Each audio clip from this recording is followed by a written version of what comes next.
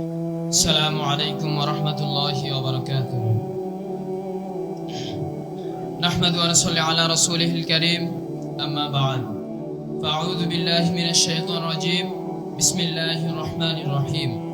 جاء الحق وأزهق الباطل إن الباطل كان زهوقا. وقال رسول الله صلى الله عليه وسلم العلماء ورثة الأنبياء. সম্মানিত হাজিরিন, সম্মানিত উপস্থিতি, অধ্যকার মোশাররফুল উলুম ইসলামিয়া মাদ্রাসা কর্তৃক আয়োজিত আজকের অভিভাবক সম্মেলন পুরস্কার বিতরণ অনুষ্ঠানে উপস্থিত আমার শ্রদ্ধেয় ভাজন মুরব্বিয়ানে কেরাম, উপস্থিত অভিভাবক অভিভাবিকাবৃন্দ, আলোচনার শুরুতে মহান রব্বে কারীমের দরবারে শুকরিয়া আদায় করি, যিনি আমাদেরকে মহৎ একটি জলসা আসার মতো তৌফিক দান করেছেন। তাই সকল অন্তরের সকল ভালোবাসা উজাড় করে দিয়ে একবার বলি আলহামদুলিল্লাহ। এবং তার শুরুতে সে মহামানব, যার আগমনে সুবাদ ফেলে সে আধারে থাকা মানব জাতি, সেই মহামানব রাসূলের শানে অন্তরের হৃদয়ের গহীন থেকে একবার দুরূদ প্রেরণ করি সাল্লাল্লাহু আলাইহি ওয়াসাল্লাম। সম্মানিত হাজিরিন, আমি আজকে আপনাদের মাঝে কওমি মাদ্রাসার ইতিহাস এবং অবদান সম্পর্কে কিছু কথা ব্যক্ত করার চেষ্টা করব। তাই আমি কওমি মাদ্রাসার আলোচনা ইতিহাস রাখতে হলে আমাকে যেতে হয় সে দারুল উলুম দেওবন্দে, যে ভারতবর্ষ শত বছর পর্যন্ত মুসলমানরা শাসন করেছিল। মুসলমানদের শাসনকালে 1558 সালে ব্রিটিশরা এসে ভারতবর্ষে গমন করেন। তারা সেখানে এসে ইস্ট ইন্ডিয়া কোম্পানির নাম দিয়ে পুরা ভারতবর্ষকে তারা দখল করে নেয়। সম্মানিত হাজিরিন, তারা সে ভারতবর্ষকে দখল করে মুসলমানদের তাহজিব, তামাদ্দুন, সংস্কৃতি, শিষ্টাচার সব ধ্বংস করে মুসলমানদের উপর নির্যাতন স্টিমরোলার চালিয়ে দেয়। এমনকি তারা বালাকোটের ময়দানে বহু উলামায়ে কেরামকে তারা শহীদ করে। এবং কি মুসলমানরা তাদের সাথে বিভিন্ন যুদ্ধ পরাজিত হওয়ার পর 1857 সালে হযরত মাওলানা এনায়েত আলী আর বহু উলামায়ে কেরাম মিলে সিপাহী বিপ্লবের নেতৃত্ব দেন। কিন্তু দুর্ভাগ্যবশত সেই বিপ্লব তারা ব্যর্থ হয়।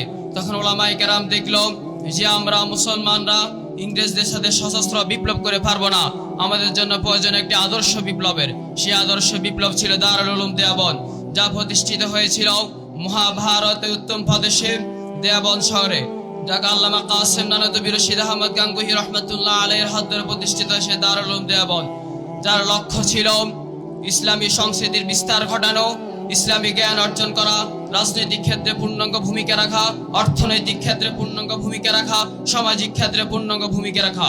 সম্মানিত হাজিরিন, সেই প্রেক্ষাপটে কওমি মাদ্রাসার ইতিহাস, দারুল উলুম দেওবন্দের ইতিহাস, যে দারুল উলুম দেওবন্দের হাত ধরে প্রতিষ্ঠিত হয় এই কওমি মাদ্রাসা।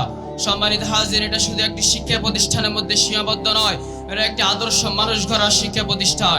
যে শিক্ষায় শিক্ষিত হয়ে আপনার ছেলে সন্ত্রাস হবে না, ডাকাত হবে না, মা বাবাকে বৃদ্ধাশ্রমে বন্দী করবে না। এটা হচ্ছে এমন একটি আদর্শ শিক্ষা প্রতিষ্ঠান। এটা হচ্ছে আলেম তৈরির কারখানা। যে আলেম তৈরি হয়ে ইসলামী জ্ঞানকে মানুষের কর্ণকহরে পৌঁছে দিবে, সামাজিক ক্ষেত্রে পূর্ণাঙ্গ ভূমিকা রাখবে, যে আলেম রাজনৈতিক ক্ষেত্রে পূর্ণাঙ্গ ভূমিকা রাখবে, যে আলেম বাংলার জমিন থেকে সকল নাস্তিক, মুরতা এবং কাদিয়ানীর মতো কাফেরের বিরুদ্ধে মাথা উঁচু করে দাঁড়াবে। সম্মানিত হাজিরিন, কিন্তু আফসোসের বিষয় হচ্ছে যখন এই উলামায়ে কেরাম মানুষের ধারে ধারে দ্বীনের আওয়াজকে পৌঁছে দিতে চায়, তখন কিছু নাস্তিক মুরতাদেরা এই উলামায়ে কেরামকে জঙ্গলিবাদ বলে আখ্যায়িত করে। সেই নাস্তিক মুরতাদের কর্ণকহরে পৌঁছে দিতে চায় রাসূলের জমানায় উতবা সাহেবরা, আবু জাহেল উতবা সাহেবরা দ্বীনের আওয়াজকে হাজারো চেষ্টা করে নিভিয়ে দিতে পারে নাই। যোগ যোগ হাজার হাজার নাস্তিক মুরতাদেরা চেষ্টা করার পরও এই দ্বীনের আওয়াজকে নিভিয়ে দিতে পারে নাই। সে ভারতবর্ষে হাজার হাজার উলামায়ে কেরামকে নির্যাতন নিপীড়ন করে দ্বীনের আওয়াজকে বন্ধ করে দিতে পারে নাই।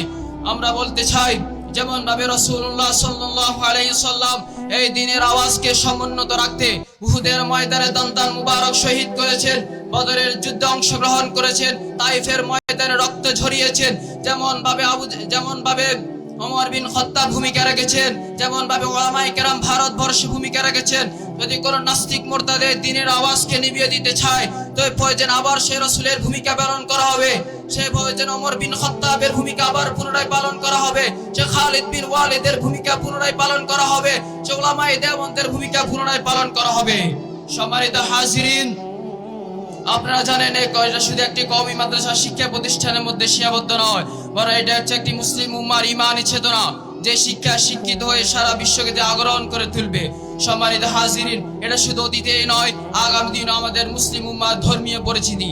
তা আমি সমাজের কাছে উদার আহ্বান রাখবো, আমরা সকলে আমাদের জান প্রাণ চেষ্টা করে এই মাদ্রাসাকে ধারাবাহিকভাবে চলার জন্য সর্বোচ্চ চেষ্টা করবো ইনশাআল্লাহ। এই বলে আমি আমার বক্তব্য এখানে শেষ করছি। আলোচনার শেষে রাসূলের শেখানো শ্রেষ্ঠ সম্ভাষণ